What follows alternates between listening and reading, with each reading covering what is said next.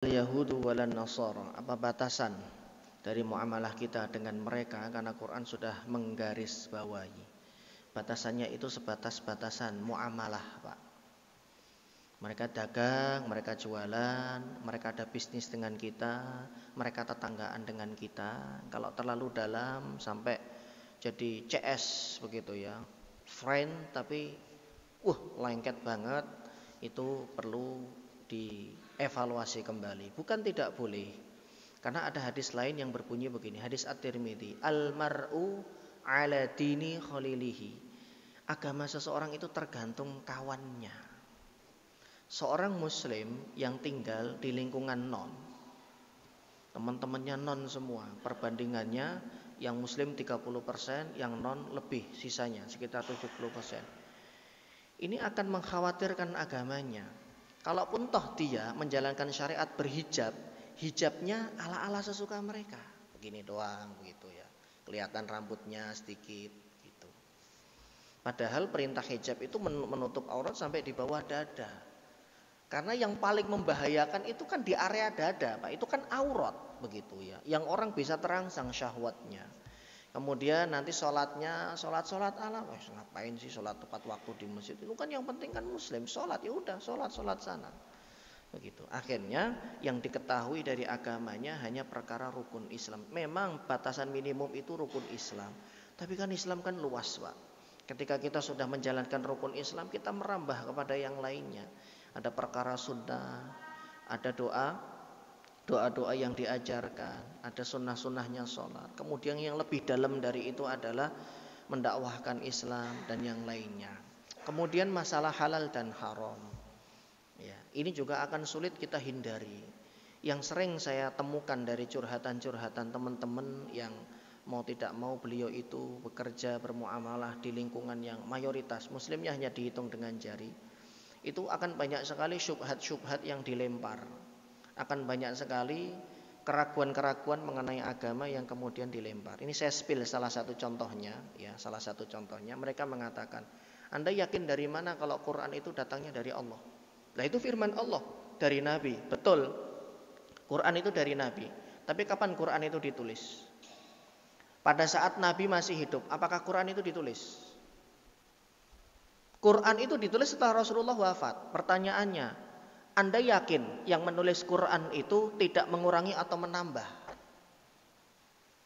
Nah, sudah bingung kalau masyarakat awam. Oh iya ya. Kecuali kalau Quran itu ditulis ketika Rasulullah masih hidup. Ya kan Pak? Rasulullah itu Quran itu mulai ditulis kapan? Berapa lama jaraknya setelah Rasulullah wafat? Apa tadi? Utsmani. Pada saat sahabat Utsman menjadi khalifah, itu pertama kali ditulis. Kemudian Quran itu memiliki 7 logat, 7 bahasa. Ini syubhat yang dilempar oleh mereka.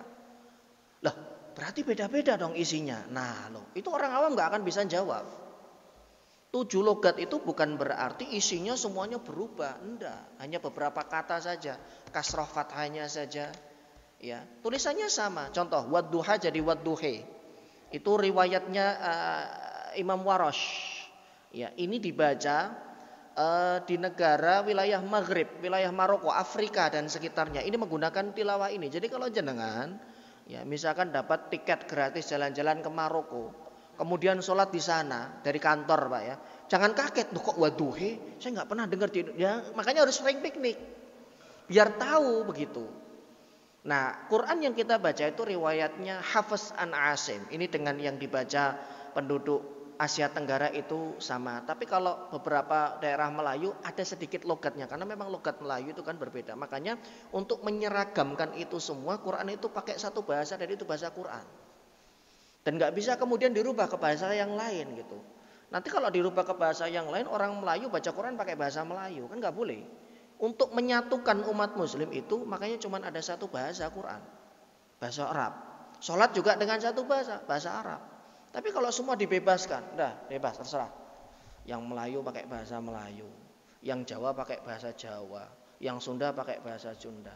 Yang repot kalau orang Padang sholat di tempatnya orang Sunda. Nah lo nggak paham, kan begitu. Jadi jamaah yang dimuliakan Allah, ini resikonya. Ketika kita berada di tengah-tengah lingkungan non-muslim, karena akan dihembuskan syubhat-syubhat seperti ini. Terus dia akan main logika, oh iya ya, dari mana ya? Dari mana kita yakin kalau yang ditulis Quran ini 100% yang diturunkan kepada Nabi? Lawang Nabi meninggalnya kapan, ditulisnya kapan? Ada jeda kan begitu. Kecuali kalau Quran itu ditulis ketika Rasulullah masih hidup. Itu belum lagi nanti peristiwa Isra dan Mi'raj. Banyak sekali syubhat-syubhat yang akan dilempar. Nah itulah fungsinya kita belajar sirah nabawiyah, agar ketika hal-hal seperti ini itu terjadi kita bisa memberikan jawaban, memberikan counter. Karena mereka nggak main nas. Loh itu kan menurut Anda, kepercayaan Anda Quran. Tapi kalau menurut kami ya Quran itu bukan kitab suci yang orisinil. Kenapa? Karena waktu ditulisnya saja ketika Rasulullah, Nabi kalian sudah meninggal. Dari mana? Kalau kalian menyatakan itu betul 100%, itu akan dilempar seperti itu. Bingung kita jawabnya coba. Itu ada satu yang kemudian bercerita ke saya, nanya, gimana ya Ustadz? Masuk akal juga sih kata dia. Nah loh. Terus gimana bedakan? Itu ucapan Nabi atau itu Quran? Kan sama-sama keluar dari lisan Nabi. Jangan-jangan itu ucapan Nabi yang kemudian dianggap Quran. Ini dilempar juga syubhat seperti ini. Oh iya ya, Quran itu firman Allah. Tapi kan gak mungkin Allah langsung berfirman ke kita lewat Nabi, berarti yang ngucap Nabi. Gimana bedakannya ucapan keseharian Nabi dengan Quran? Dilempar lagi seperti itu. Akhirnya apa? Agama kita rapuh, agama kita lemah. Jadi di mana batasannya? Walan tardo'an kal yahudu walan nasoro. Batasannya hanya sebatas muamalah. Til. Sudah. Lebih no Pak, jangan. Mending ini banyak segini banyak, ngapain kita nyari-nyari yang lain? Oh, enak kok saya sering ditraktir kalau sama dia, itu lain cerita. Ya berarti memang ada udang di balik kerupuk kan begitu. Itu yang dicari. Makanya jamaah yang dimuliakan Allah, Islam tidak melarang kita berkawan dengan siapapun. Boleh silahkan, karena boleh jadi itu jadi wasilah. Tapi terlalu dalam. Tidur di sana, tinggal bareng ngekos di sana, bareng dengan teman yang kalau kita bisa mewarnai, kalau kita yang terwarnai Pak, bisa-bisa nanti setelah 10 tahun cara berpikir kita lain. Ada orang yang secara titel itu sudah tinggi, titelnya doktor, ya kerja di sebuah instansi. Saya nggak mau terlalu dalam karena ini di SUT ya. Kuliahnya di mana Pak? Harvard. Ngeri. Titelnya sudah banyak, S3 doktor, kalau mungkin ada S lagi dia akan tempuh jalur itu. Orang pinter, tapi gak sholat. 5 waktu dia tinggalkan, gak sholat. Tapi di KTP-nya Islam. Dan pikirannya itu nyeleneh. Sering ngelempar syubhat begitu. Saya gak tahu apa yang diajarkan di Harvard sana ya. Tapi aneh begitu, ketika ada Muslim belajar Islam di negeri non muslim, itu saya bingung. Udah gitu kuliahnya di Harvard atau di California sana atau di Inggris atau di mana. Ya Allah, ngapain jauh-jauh? Di Indonesia ada banyak. Atau kalau nggak belajar di sini deh, itu ada gedung TPA itu. Panggil Ustadz, panggil dosen. Jauh-jauh. Tapi terus hasilnya sholat 5 waktunya enggak Pak, sama sekali. Nikahnya dengan non muslim ya, perempuannya, istrinya agama lain ya, karena pakai ayat Quran juga. Wala tankihul musyrikati hatta yu'minna, atau apa itu ayat yang kita kemudian dianalogi sama dia. Enggak butuh. Allah tidak membutuhkan pendidikan yang tinggi, tapi kemudian membuat hati keras. Allah tidak membutuhkan orang yang sampai titelnya itu panjang, tapi justru mencari-cari kesalahan kitabnya. Ustadz katanya kan Quran sempurna Ustadz. Harusnya kalau dicari kesalahan gak ketemu dong. Kan sempurna kitab sucinya. Pak, sekarang itu yang benar bisa jadi salah. Yang salah bisa jadi benar. Kalau sudah dipaksa kamu harus salah, ya salah walaupun benar. Dengan adanya sosial media kan semua kebolak-balik itu Pak. Yang benar bisa jadi salah, yang salah bisa jadi benar. Quran yang benar 100% isinya dari Allah Subhanahu wa taala itu bisa kemudian dibolak-balik, dianalogikan ada kesalahan, dicari-cari terus kesalahannya. Kan akhir zaman kan disampaikan oleh Rasulullah seperti itu. Yang benar jadi salah, yang hak jadi batil, yang batil jadi hak. Orang jujur dianggap pendusta, orang dusta dianggap jujur. Itu kan bisa. Apa? Narasi, Pak. Narasi. Isinya Quran yang dari Allah 100% isinya kebenaran. Itu bisa dinarasikan. Ayatnya diambil satu. Kemudian ayat ini diteliti. Ayo kita cari nih mana kesalahannya ini. Ayat-ayat yang multi tafsir ya mengenai Isra dan Mi'raj. Subhanalladzi asra bi 'abdihi lailan minal masjidil harami ilal masjidil aqsa. Coba Bapak lihat di ayat pertama, ada enggak nama Nabi Muhammad ditulis? Disebut. Terus kalau tidak ada, Anda yakin itu yang dimi'rajkan dan diisrakan itu Nabi Muhammad? Mereka seperti itu sampean. Malah ayat yang kedua wa ataina Musal kitaba, Nabi Musa. Jangan-jangan yang dimi'rajkan itu Nabi Musa. Coba. Terus mereka juga pinter loh, enggak, kata bi abdihi ini kan ahli tafsir di antaranya Ibnu Katsir mengatakan subhanalladzi asra bi abdihi. Abdihi kata abdun itu ruh dan jasad, mereka menggunakan dalil itu.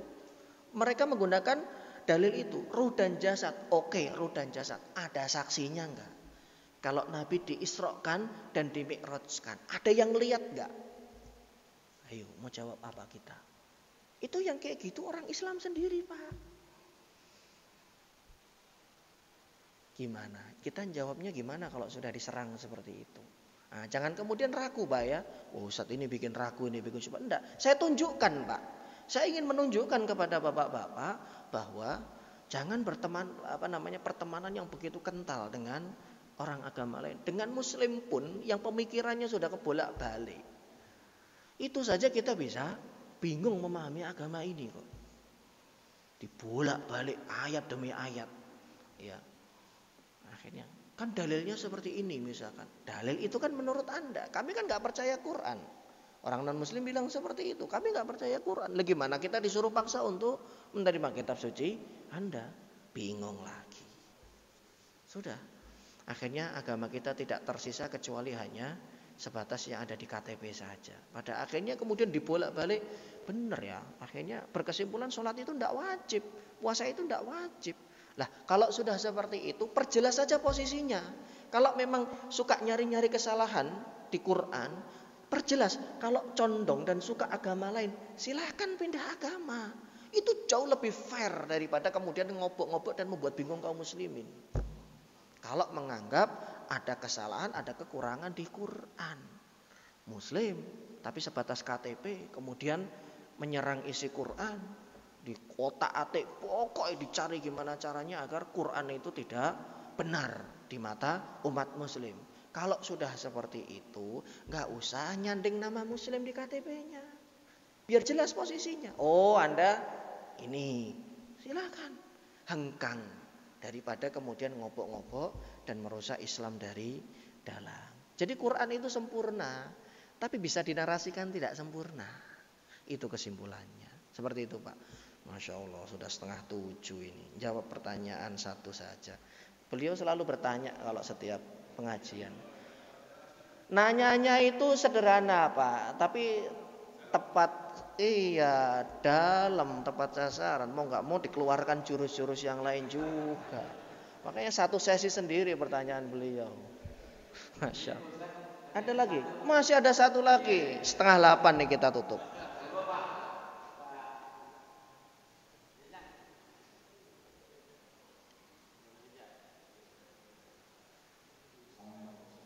Assalamualaikum warahmatullahi wabarakatuh. Sekarang beranak ya.